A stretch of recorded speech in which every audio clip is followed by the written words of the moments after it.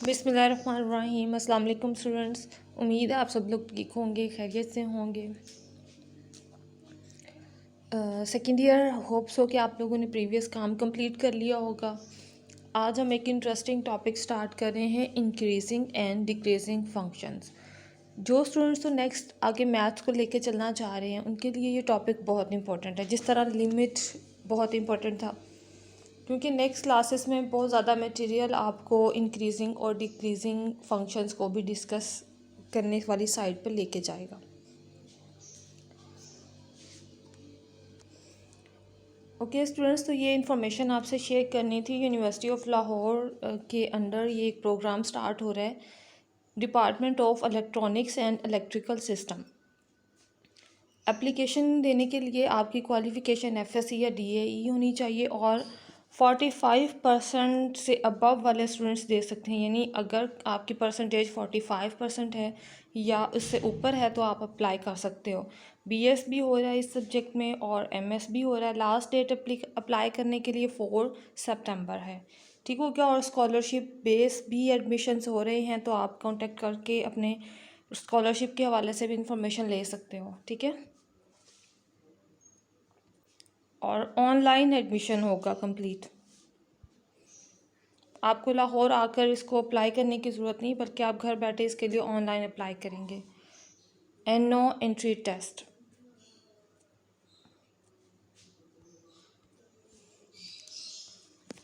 तो स्टार्ट करते हैं हम अपना आज का lecture, increasing and decreasing functions. सबसे पहले तो हम इनकी डेफिनेशंस देखें कि इंक्रीजिंग और डिक्रीजिंग जो है बाय डेफिनेशन किस तरह से डिफ़ाइन किए जा सकते हैं functions. Let F be defined on an interval A B. ये आर्बिट्ररी इंटरवल है। हर फंक्शन के साथ हमें एक इंटरवल गिवन होगा और उस इंटरवल की रेंज को हमने चेक करना है कि किस रेंज तक फंक्शन इंक्रीज़ हो रहा है और किस रेंज तक फंक्शन जो है वो डिक्रीज़ हो रहा है। देन इंक्रीजिंग फंक्शन को हम इस तरह से डिफाइन करेंगे, F is increasing on the interval A B if F of x2 is greater than f of x1 wherever x2 is greater than x1। यानी इसकी सिंपलर सी एग्जांपल ये है कि अगर मैं 2 देखें, 2 है मेरे पास, ये ग्रेटर देन है 1 से। अगर कोई भी फंक्शन हो, फंक्शन की कंडीशन मैं लेट कर लेती हूँ कि फंक्शन मेरे पास इस तरह का है x² + 1, तो इसमें 1 पुट करूँगी तो आंसर क्या आएगा 2। अगर इसमें मैं 2 पुट कर दूँ तो आंसर मेरे पास क्या आएगा 5। तो फंक्शन की 2 पे वैल्यू जो है वो ग्रेटर आ रही है जो फंक्शन की 1 पे वैल्यू है उससे। सो ये कंडीशन सेटिस्फाई हो रही है। तो अगर ये कंडीशन सेटिस्फाई होगी तो इट्स मीन हमारा फंक्शन इंक्रीज़ कर रहा है। यानी बड़ी वैल्यू पे फंक्शन भी बड़ी वैल्यू दे तो इट्स मीन फंक्शन इंक्रीजिंग है। सेकेंड है F is decreasing on the interval A B if f of x2 is less than f of x1 whenever x2 is greater than x1। यानी यहाँ पर देखें ग्रेटर नंबर पे अब smaller value आ रही है। ठीक है। यानी ग्रेटर नंबर पे स्मॉलर वैल्यू और स्मॉलर वैल्यू पे ग्रेटर वैल्यू आ जाए, रेसिप्रोकल वे यहाँ पे यूज़ हो रहा है। तो ऐसी कंडीशन अगर होगी तो हमारे पास हमारा फंक्शन डिक्रीजिंग फंक्शन होगा। इसकी भी एक छोटी सी एग्जांपल करते हैं। जैसे देखें, मेरे पास फंक्शन हो 1/x।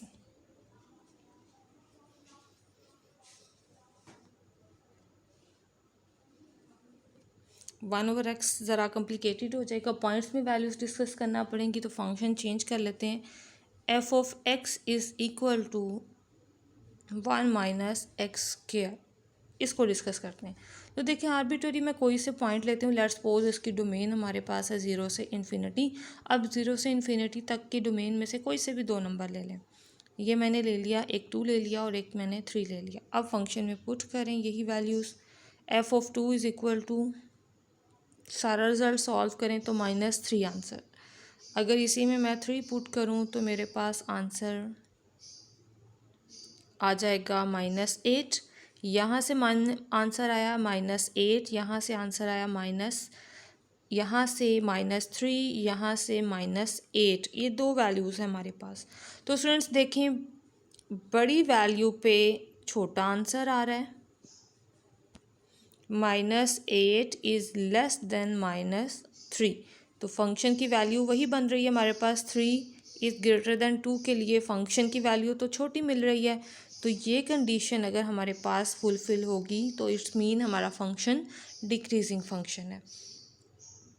यहाँ पर ये ग्राफिकली भी वैल्यूज़ को बता दिया गया है कि किस तरह के फंक्शन को ग्राफिकली इंक्रीजिंग में शो किया जाता है और किस तरह के फंक्शन को ग्राफिकली डिक्रीजिंग में शो किया जाता है। यहाँ से ये देखें, ये कंडीशन है ए और बी, ये टोटल हमारे पास हमारा इंटरवल है और ये आर्बिट्ररी x1 x2 इस इंटरवल के दरमियान से वैल्यूज़ ली। यहाँ से देखें ज़रा, x1 छोटा है और x2 बड़ा है, तो उसी डेफिनेशन से इंक्रीजिंग वाला साइन देखें, x2 पर ज़्यादा ऊपर है और x1 पर कम ऊपर है, वो नीचे है। दूसरी साइड पे इस ग्राफ को देखें, डिक्रीजिंग के लिए यहाँ पे देखें ए बी उसी तरह से इंटरवल है हमारे पास x1 x2, इसमें से 2 पॉइंट्स ले लिए आर्बिट्ररी। x1 जो है ये हमारे पास छोटी वैल्यू है और x2 हमारे पास बड़ी वैल्यू। कैसे देखें ज़रा, जब भी हम ग्राफिकली बनाते हैं तो इस साइड पे छोटी वैल्यू होती है और इस साइड पे जाते जाएं तो बड़ी से बड़ी वैल्यूज़ आती हैं, ठीक है। तो ये इस तरह से इस कंडीशन को देखते हुए यहाँ से ए और बी को हम डिस्कस कर रहे हैं और x1 को भी छोटा या बड़ा कंसिडर कर रहे हैं। अब छोटे x1 के लिए देखें, डिक्रीजिंग ये लंबी लाइन है, यानी ये वाली लाइन ग्राफ जो है ये ऊपर है, लेकिन x2 के लिए ये वाला ग्राफ की जो वैल्यू आ रही है, रिजल्टिंग वैल्यू आ रही है, वो हमारे पास डाउनवर्ड है। सो ये डाउनवर्ड नीचे है, इसलिए ये हमारे पास डिक्रीजिंग में चला गया। एक और इम्पोर्टेंट डेफिनेशन है हमारे पास डिक्रीजिंग की, मोस्टली हम ये वाली कंडीशन ही यूज़ करते हैं क्योंकि ये जल्दी और इजी क्विक वे में हमें फंक्शन के बारे में बता देती है कि फंक्शन इंक्रीजिंग है या डिक्रीजिंग है। तो इसकी जस्ट स्टेटमेंट आपने याद रखनी है, let F be R differentiable function. Differentiable function mean जिसका डेरिवेटिव पॉसिबल हो on the open interval A B, यानी इस ओपन इंटरवल की हर वैल्यू के लिए हमारा फंक्शन डिफरेंशिएबल होना चाहिए। क्योंकि स्टूडेंट्स जब हमने इंक्रीजिंग डिक्रीजिंग देखना है तो हमने ये भी साथ में चेक करना है कि इंटरवल के अंदर वाले रिजल्ट्स पे फंक्शंस की वैल्यू क्या आती हैं। तो फंक्शंस की वैल्यू अगर तमाम डिफाइंड होंगी तभी हम उसको डिफरेंशिएबल भी कर सकेंगे। Okay, then f is increasing on the interval if f prime of x is greater than 0 for each x, यानी इस इंटरवल के अंदर के हर नंबर के लिए हमारे फंक्शन का डेरिवेटिव जो है वो ग्रेटर देन 0 होना चाहिए। और decreasing on A B if first prime of f of x is less than 0 for each x is the element of that interval। अगर उस इंटरवल के हर एलिमेंट पे हमारे डेरिवेटिव की वैल्यू नेगेटिव आ रही होगी तो इट्स मीन हमारा फंक्शन डिक्रीजिंग है। ये आपने याद रखना है, ठीक है।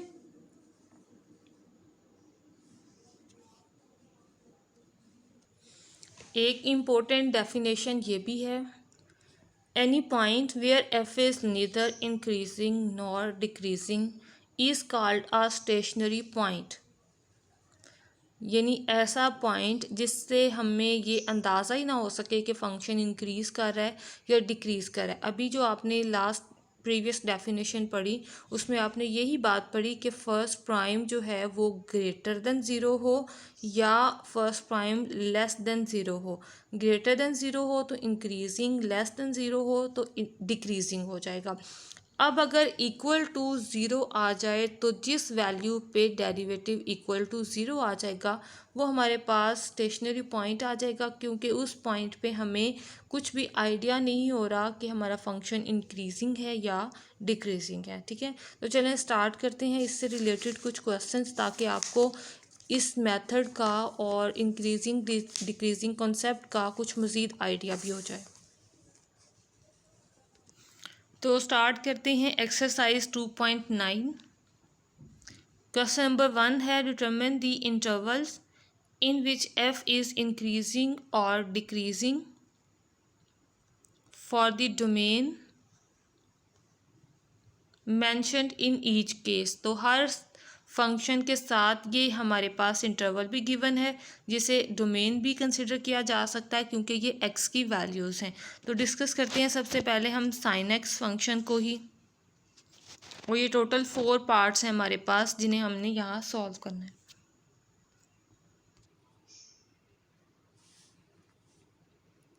F of X is equal to sine X, और इसकी डोमेन है हमारे पास -पाई टू पॉजिटिव पाई।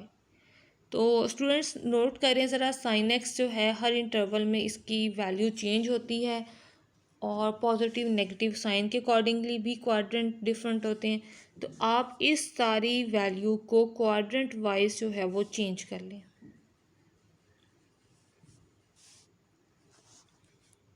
तो इस सारी डोमेन को मैं पार्टीशनिंग करते हुए स्मॉलर पार्ट्स में चेक कर रही हूँ कि, और अब ये छोटी डोमेन्स जो हम बना रहे हैं ये इसलिए बना रहे हैं ताकि हर डोमेन और हर क्वाड्रेंट वाइज हम अपने फंक्शन को चेक कर सकें। या क्या, यूनियन -पाई/2 से 0,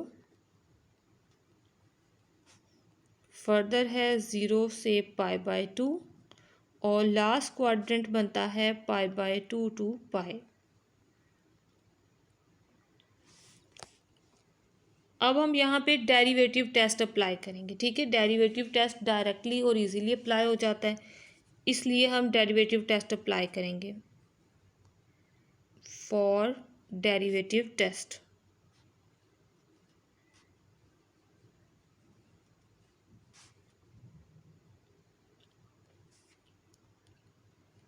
डेरिवेटिव लिया तो साइन एक्स का डेरिवेटिव आता है कॉस एक्स,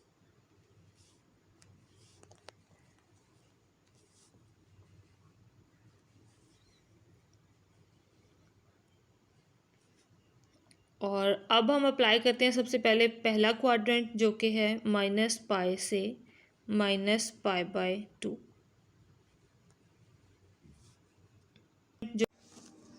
स्टूडेंट्स इस सारे डाटा को आप in terms of numerical numbers भी लिख सकती हो, यानी -पाई है तो पाई को हम 180 डिनोट करते हैं, तो ये फर्स्ट वैल्यू आपकी -80 आ सकती है। ठीक है, और -पाई/2 है जिसे आप -90 लिख सकते हो। अब यहाँ से आपको न्यूमेरिकल नंबर्स देखते हुए इजीली पता चल जाएगा कि आपको कौन सा नंबर चाहिए टू सेलेक्ट फॉर एक्स। यहाँ पे देखिए इन बिटवीन का कोई भी रिज़ल्ट चाहिए, लेकिन ज़्यादा बेहतर ये है कि आप कोई भी परफेक्ट एंगल लें जिनकी वैल्यू आपको डायरेक्टली आती है। तो इसके दरमियान से देखें जो 135 नंबर है उसकी डायरेक्ट वैल्यू हमारे पास अवेलेबल है। ठीक है, क्योंकि हम इसकी वैल्यू लेते हैं पाई/4, यानी कि 45 के इक्वल वैल्यू हम लेते हैं इसकी। ठीक है, लेकिन वो साइन कॉस के क्वाड्रेंट को फिर साथ में मैच करते हैं।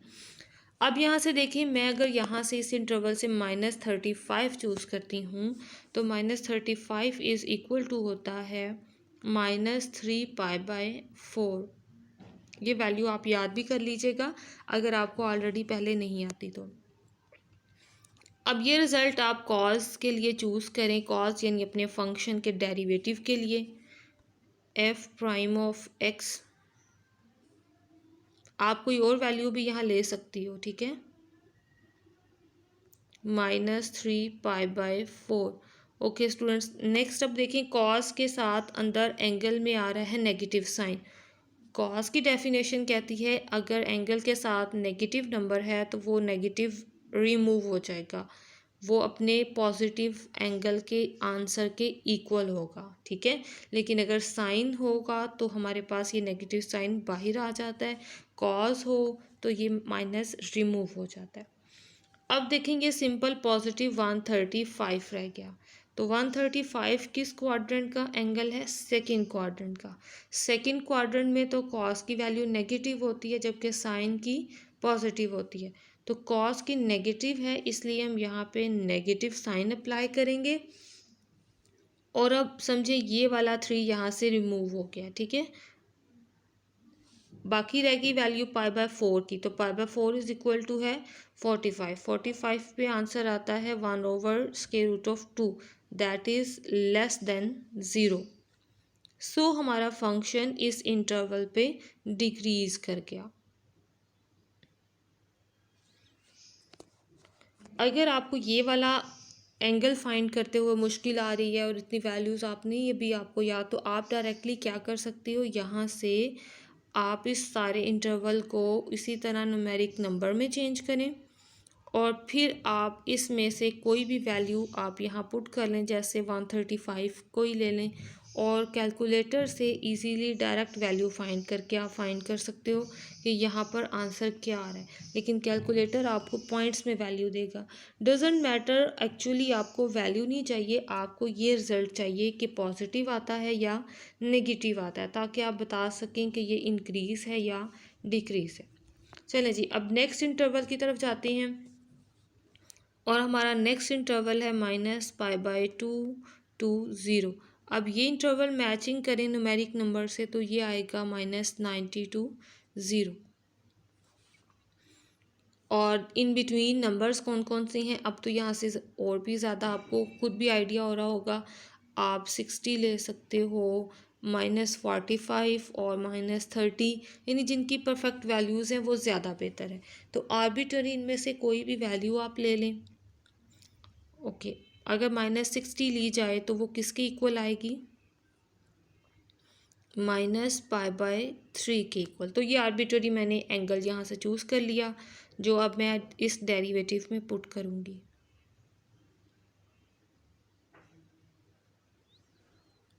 तो देखिए उसी डेफिनेशन से नेगेटिव साइन इसका रिमूव हो गया, ये π/3 बन गया। π/3 इज़ इक्वल टू 60 cos 60 पे आंसर देता है हमें 1/2, दैट इज़ ग्रेटर देन 0। सो ये इस वैल्यू पर या इस इंटरवल पे इंक्रीज़ हो रहा है। ठीक हो गया। अब इससे फर्दर जो है नेक्स्ट इंटरवल लेते हैं, जो कि है फ्रॉम 0 to π/2। इसमें तो डायरेक्टली आप x ले लें, π/3 ले लें या π/6 ले लें, कुछ भी ले लें।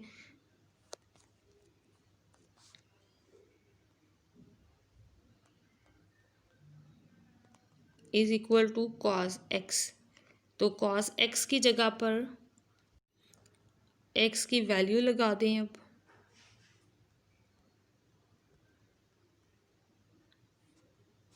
सिमिलर cos π/6 पे आंसर देता है हमें √3/2, दैट इज़ पॉजिटिव। सो इस इंटरवल पे भी हमारा फंक्शन इंक्रीज कर रहा है।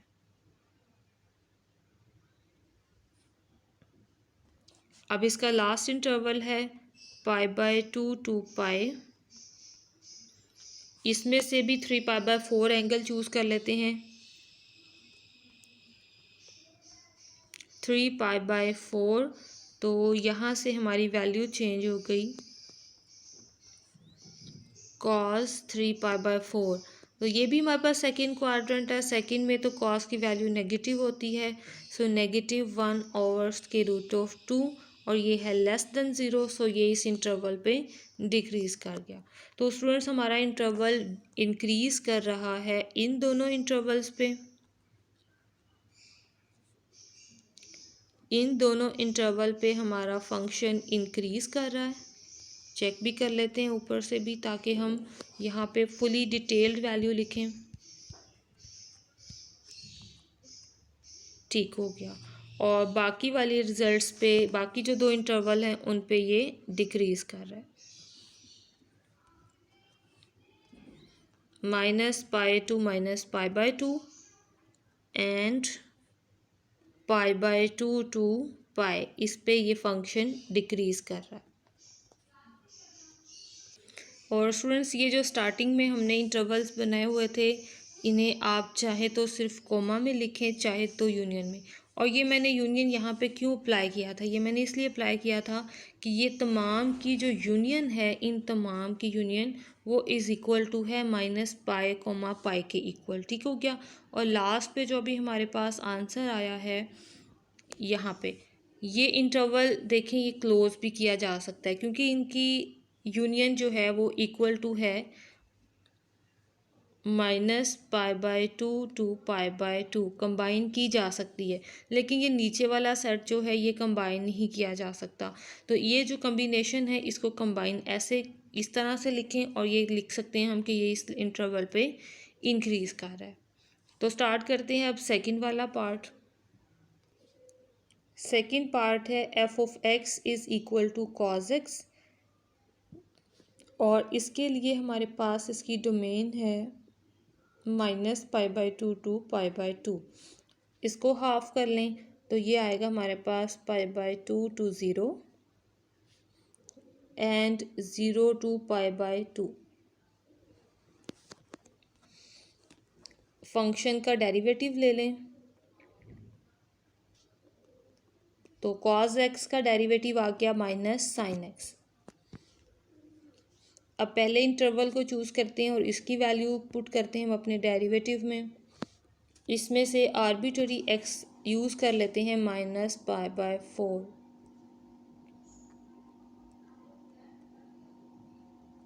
और ये आ गया माइनस साइन, और साइन के अंदर -π/4।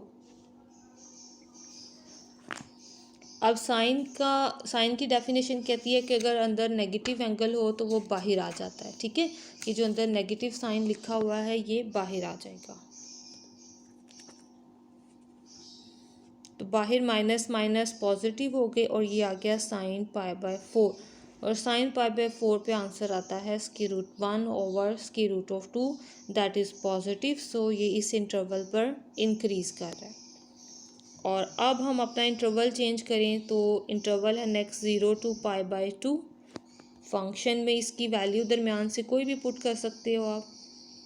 π/3 पुट कर लेते हैं, यहाँ पे आ गया π/3 और नीचे आ गया माइनस साइन π/3। तो π/3 पे साइन का आंसर आता है 1/2, दैट इज़ नेगेटिव। माइनस क्योंकि बाहर पहले ही हमारे पास मौजूद है, ये आ गया नेगेटिव, सो ये आ गया डिक्रीजिंग में। सो इस इंटरवल पे हमारा फंक्शन इंक्रीज कर रहा है, इंक्रीजिंग, और इस इंटरवल पे हमारा फंक्शन डिक्रीज कर रहा है। ये क्वेश्चन छोटा हो गया था, ठीक है, फर्स्ट वाला लंबा था। खैर प्रैक्टिस करनी है आपने सब की, आपकी तरफ से छोटा क्वेश्चन है या बड़ा क्वेश्चन है। नेक्स्ट थर्ड पार्ट है हमारे पास f(x) is equal to 4 - x², और इसके लिए हमारे पास डोमेन है -2 टू 2। ये हमारे, और इसके लिए हमारे पास डोमेन है -2 टू। पास एक पॉलिनोमियल है, तो पॉलिनोमियल के इस इंटरवल को ब्रेक करने के लिए सबसे पहले तो हम इसका डेरिवेटिव ले लेंगे पॉलिनोमियल का। ये मेरे पास आ गया -2x। तो देखें यहाँ पर x इक्वल टू 0 पुट करेंगे तो डेरिवेटिव की वैल्यू इक्वल टू 0 आ रही है। तो इसलिए हम इस इंटरवल को ब्रेक करेंगे -2 टू 0 एंड 0 टू 2। अब step by step in interval को डिस्कस करेंगे। सबसे पहले हम इस इंटरवल को डिस्कस करते हैं, और आर्बिट्ररी इसमें से पॉइंट ले लिया मैंने -1, और ये वैल्यू अब मैं अपने इस डेरिवेटिव में पुट करूँगी तो ये आंसर आ गया +2, that is greater than 0। So function इस इंटरवल पर इंक्रीज़ हो रहा है। अब सेकंड इंटरवल यूज़ करूँगी और इसमें से आर्बिट्ररी वैल्यू ले लेती हूँ 1। डेरिवेटिव में अप्लाई की ये वाली वैल्यू तो आंसर आ गया मेरे पास -2, that is less than 0। So function मेरे पास डिक्रीज़ कर रहा है इस इंटरवल पे। सो लास्ट पे आंसर्स को कंबाइन कर दें, function is increasing and from 0 to 2 function is decreasing, और ये क्वेश्चन कंप्लीट हो गया।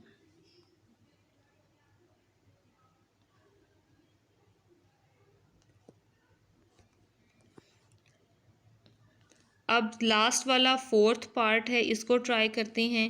फंक्शन हमें गिवन है x² + 3x + 2 और इंटरवल हमें गिवन है -4 to 1। इसके लिए अब इसको किस नंबर से ब्रेक करना है ये देखते हैं। फर्स्टली तो डेरिवेटिव ले लें। डेरिवेटिव आ गया 2x + 3। ये एक ऐसे से बॉक्स बना लें, ये भी हमारे क्वेश्चन का हिस्सा है। डेरिवेटिव को 0 कह लें तो यहाँ से 2x + 3 = 0 और x की वैल्यू यहाँ से मिल गई 3/2। यहाँ से 3 दूसरी साइड पे चला गया तो 2x = -3 आ गया। बाद में 2 भी इस साइड पर आ गया तो ये हमें x की वैल्यू मिल गई -3/2। सो इंटरवल ब्रेक करने के लिए एलिमेंट मिल गया। So first interval is from -4 to -3/2 and the second interval is from -3/2 to 1। सबसे पहले हम इसी इंटरवल को डिस्कस करेंगे। 3/2 जो है ये 1.5 है तो माइनस लग गया साथ तो -1.5। सो अब इन नंबर्स के दरमियान से कोई सा भी x चूज़ कर लें तो -2 चूज़ कर लेते हैं। इसमें पुट करना है, इस डेरिवेटिव में हमने x की जगह पर -2।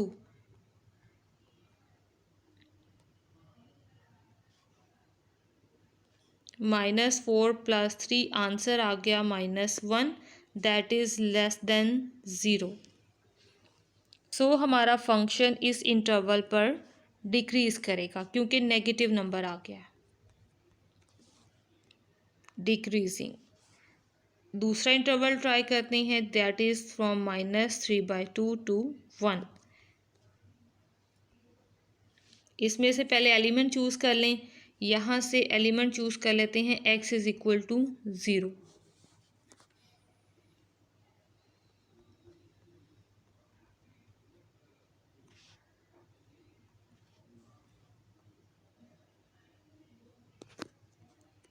ओके तो स्टूडेंट्स x की जगह पर अब 0 अप्लाई करें। आंसर आ गया 3, +3। सो पॉजिटिव है, इंक्रीज़ कर गया। अब लास्ट पे आंसर्स को कलेक्ट कर लें। Function is decreasing, function is increasing and that's our question. ये क्वेश्चन नंबर 1 है। खूब प्रैक्टिस कीजिएगा, रिलेटेड एग्जाम्पल्स को भी सॉल्व कीजिएगा। कोई प्रॉब्लम हो तो वह ज़रूर कमेंट में बताइएगा, ठीक है। अल्लाह हाफिज़, टिल द नेक्स्ट लेक्चर। दुआओं में याद रखिएगा स्टूडेंट्स। Stay blessed.